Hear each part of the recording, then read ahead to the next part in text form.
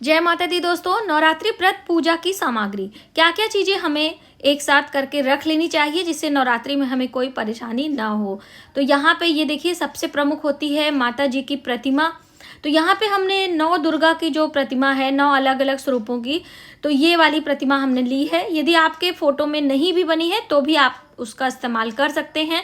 ध्यान में माता के 9 अलग अलग स्वरूपों की पूजा कर सकते हैं। तो लकड़ी की चौकी पर लाल रंग का कपड़ा बिछाकर आपको इस तरह से बीचों बीच में माता रानी की प्रतिमा रखनी चाहिए। अब उसके बाद बारी आती है कलश की, क्योंकि बिना कलश स्थापना के आपकी पूजा का फल उतना आपको नहीं मिलता है। देखिए, कर तो हम कुछ भी सकते हैं, माता रानी हमसे शिकायत थोड़ी करेंगी, लेकिन आपको नियम का ज़्यादा ध्यान रखना है। तो ये देखिए, कलश की स्थापना हम जब करते हैं तो हम जल उसके बाद में भरते हैं। पहले कलश रखकर उसके बाद हम जल भरते हैं, और शुभ मुहूर्त में ही कलश की स्थापना आपको करनी होती है। और माता दुर्गा की पूजा में श्री कलश ये लगाया जाता है। जब हम आपको कलश की वीडियो देंगे तो उसमें हम आपको तरीका बताएंगे किस तरह से हमें नारियल रखना होता है। और पंच पल्लों की बात कही गई है, तो उसमें 5 प्रकार के पल्लों डालते हैं। तो 5 के नहीं हैं तो आप आम के पत्ते या फिर अशोक के पत्ते या पान के पत्ते, जैसे मैंने आपको पहले ही दिखाया, कोई भी पत्ते आप डाल सकते हैं। लेकिन देखिए, नवरात्रि 9 दिन की है, 9 दिनों तक सभी पूजा अर्चना हमें करनी है। इसके अंदर क्या डालना है वो भी फटाफट से देख लेना है। सुपारी है, ये सिक्का है, यहाँ पर हल्दी की गांठ है, और लौंग और इलायची है। तो देखिए, नवरात्रि में लौंग की बहुत बड़ी महत्वता है, तो आप लौंग अवश्य डालें। और इसके मतलब कलश के अंदर खुशबूदार चीज़ें, सुगंधित चीज़ें इस्तेमाल करना है। तो ये इत्र है और ये है गुलाब जल। तो ये चीज़ें सभी आपको अंदर इसमें डालनी होती हैं। बहुत सारे लोग चावल डालते हैं, तो चावल आप इसमें कभी ना डालें, क्योंकि 9 दिनों के बाद इसमें बदबू और सड़न आने लगती है। और बहुत सारे लोग पाउडर हल्दी भी कहते हैं, तो इसीलिए पाउडर हल्दी भी मना करते हैं। आप डाल सकते हैं, लेकिन सड़न के कारण इसमें आप चावल या पुष्प ये सभी चीज़ें ना डालें।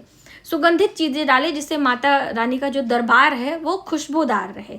तो बस इस तरह से छोटी छोटी बातों का आप ध्यान रखते हुए श्री कलश आप लगाएं। और एक चावल से भरा पात्र रखना है, जिसके लिए मैंने एक कटोरी चावल ली है, जिसमें हम अष्टदल कमल भी बनाएंगे, नौगरा भी यदि आप बनाना चाहते हो वो भी। अब इसके अंदर देखिए, बहुत सारे लोग कहते हैं कि मैम हमारे पास चांदी का सिक्का नहीं है। तो देखिए, कोई भी धातु का सिक्का आप ले सकते हो। ये देखिए, हमारा ये 3 धातु का है, गोल वाला तांबे का है, और यहाँ पे जो 5 रुपये वाला सिक्का होता है पीतल का वो, और यह साधारण सिक्का। कोई भी आप एक सिक्का इसके अंदर डाल सकते हैं। आप चाहें तो कमलगट्टे भी डाल सकते हैं। जितनी भी चीज़ें हों, आप सभी चीज़ें शुभता के लिए होती हैं। तो इस तरह से कलश की स्थापना आपको शुभ मुहूर्त में ही करनी होती है। अब कलश की स्थापना के बाद बारी आती है जवारे उगाने की। तो देखिए, जवारे बहुत सारे लोग सिर्फ शारदीय नवरात्रि में उगाते हैं, बहुत सारे लोग दोनों नवरात्रि में उगाते हैं, और बहुत सारे लोग नहीं उगाते हैं। खेतरी जिसे आप कहते हैं, उसके लिए आपको एक पात्र लेना है, यानी बर्तन, और उस पर हमें मिट्टी रखने हैं, या फिर आप बालू भी रख सकते हैं। दोनों में जवारे उगाए जा सकते हैं। थोड़ा सा ध्यान देने पर आपके बहुत अच्छे जवारे उग जाते हैं। तो हमने यहाँ पे बालू लिया है और इसके अंदर जौ उगाएंगे। तो देखिए, इसके बारे में भी बहुत सारे लोगों को संशय होती है। तो कोई कहता है जौ या फिर गेहूं, या फिर कोई लोग जौ और गेहूं दोनों उगाते हैं। तो शुभता के लिए जवारे हमेशा जौ के ही उगाए जाते हैं। आप गेहूं भी इसमें मिक्स कर सकते हैं, लेकिन क्वालिटी आपकी अच्छी होनी चाहिए, सड़े घुने नहीं होने हैं। इसीलिए एक दिन पहले इसको भिगो कर आप रख दें, और अच्छे अच्छे जवारे उगाएंगे तो आपके जो खेतरी होगी वो अच्छी उगेगी।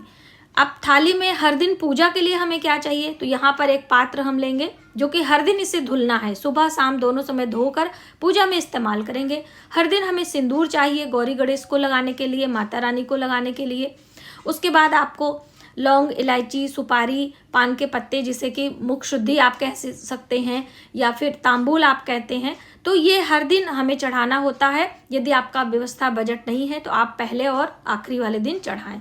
चावल के लिए देखिए, ये जो मैंने बड़ा सा ढेर सारा चावल लिया था, इसमें अक्षत के लिए चावल आप निकाल लें। बहुत सारी बहनें कह रही थी कि हमारे चावल टूट जाते हैं धोने पर, तो आप तुरंत धोकर भी चढ़ा सकते हैं, ठीक है, यदि आपको शंका है टूट जाता है तो। ये है पाउडर हल्दी। पाउडर हल्दी भी भगवान गणेश को चढ़ाई जाती है हर दिन। और यहाँ पर है अष्टगंध तिलक।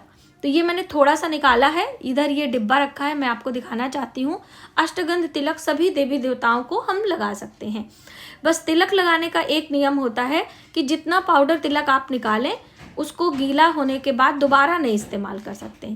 ये है रोली, ये भी पूजा में इस्तेमाल की जाती है, तो ये भी आपको ले लेना चाहिए। और यहाँ पर हम आपको विशेष चीज़ें दिखाना चाहते हैं, ये है हरी मूंग।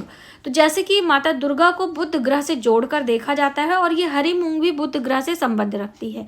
तो माता रानी की प्रसन्नता के लिए आपको हर दिन अक्षत के रूप में ये हरी मूंग चढ़ाना होता है। और ये है कुछ सिक्के जो कि दक्षिणा के रूप में, पूजा के बाद सभी चीज़ें चढ़ाने के बाद हम दक्षिणा चढ़ाते हैं। तो अगर आपका दिल करता है तो आप हर दिन तांबूल दक्षिणा चढ़ाएं या फिर शुरू और आखिरी वाले दिन आप चढ़ा सकते हैं। और कुछ बेसिक चीज़ें होती हैं, जैसे कि ये है मौली, ये देखिए हमारी ये कच्चे सूत की मौली है और ये है सिंथेटिक मौली। जो ये पाउच में आती है वो सिंथेटिक होती है। इस मौली से हम दीप भी प्रज्वलित कर सकते हैं, जैसे अखंड दीप लगाया जाता है वो भी, या साधारण दीपक भी आप इसका इस्तेमाल करेंगे, बहुत अच्छा दीपक आपका प्रज्वलित रहता है। और इधर ही ये जनेऊ, तो जनेऊ हम भगवान गणेश की पूजा में इस्तेमाल करते हैं। यदि आपको जनेऊ नहीं मिलता है तो आप इस तरह से कच्चे सूत ले लें जो फेरी देने के काम में आता है, और इसे अपने हाथों में 7 बार लपेटेंगे। 7 बार आप लपेट कर इसे तोड़ लें, बहुत आसानी से टूट जाता है क्योंकि कच्चा रहता है। और आप इसे जनेऊ के रूप में भगवान गणेश को पहना सकते हैं, ये ऑप्शन है। और यहाँ पर हम दिए बाती की बात कर लें, यानी बाती बहुत सारे लोग कहते हैं गोल लगाएं या लंबी। तो देखिए लंबी बाती लगाएंगे तो आपके लिए ज़्यादा अच्छी होगी। गोल बाती क्या होता है, जैसे ही आपका घी कम होगा पूरी बाती जल्दी से फपक कर जल जाती है। तो आप लंबी बाती इस्तेमाल करें, वो ज़्यादा अच्छा है। घी की भी बात कर लेते हैं, तो देखिए शुद्ध घी, गाय के शुद्ध घी की बात कही गई है। यदि आपके पास शुद्ध घी नहीं है तो आप तिल का तेल भी ले सकते हैं। घंटी भी आपको रखनी है, दोनों समय आपको घंटी लगानी है। यानी बहुत सारे लोग कहते हैं कि संध्या के समय हम घंटी बजाएं कि ना बजाएं।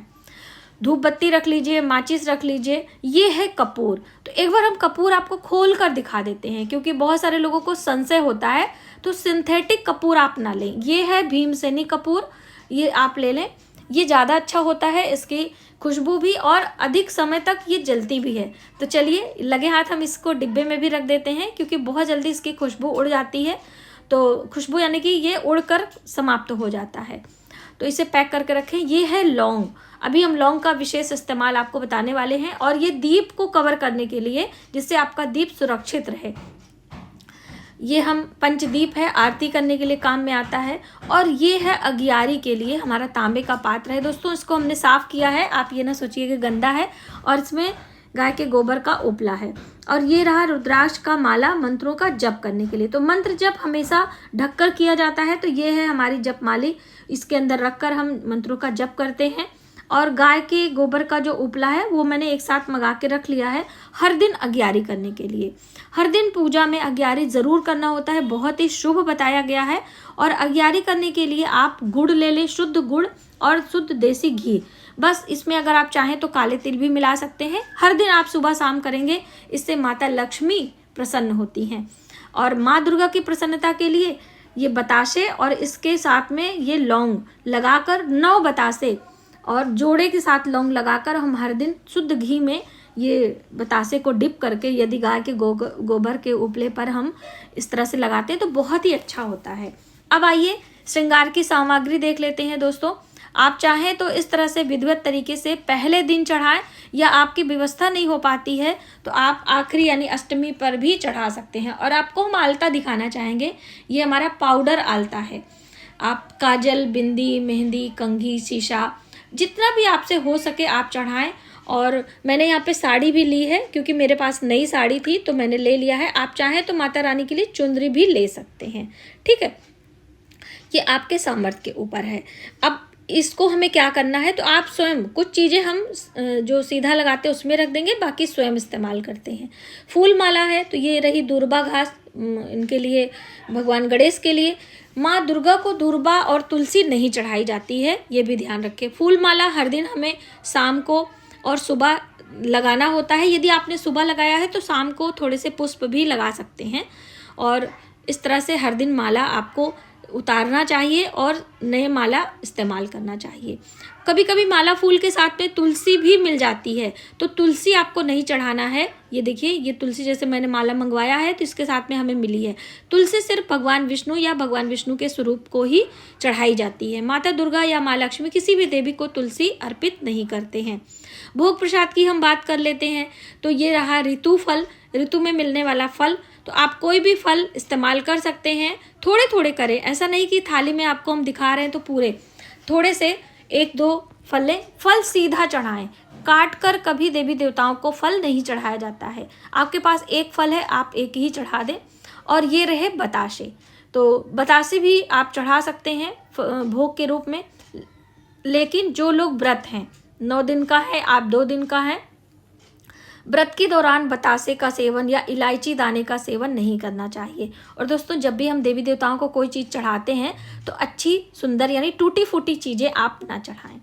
तो बस इस तरह से सभी सामग्री रख लें। अब चलते चलते आपको हम पुस्तकें भी दिखा देते हैं। तो ये रही दुर्गा सप्तशती का पाठ, आप करना चाहें तो पहले ही दिन से करें। यह है नित्य हवन पद्धति की पुस्तक।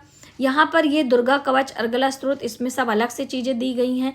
ये है हमारी दुर्गा पाठ की पुस्तक है, मतलब इसमें विधियाँ दी गई हैं कैसे पूजा करनी चाहिए। नवरात्रि के 9 अलग अलग दिनों का ये पाठ है।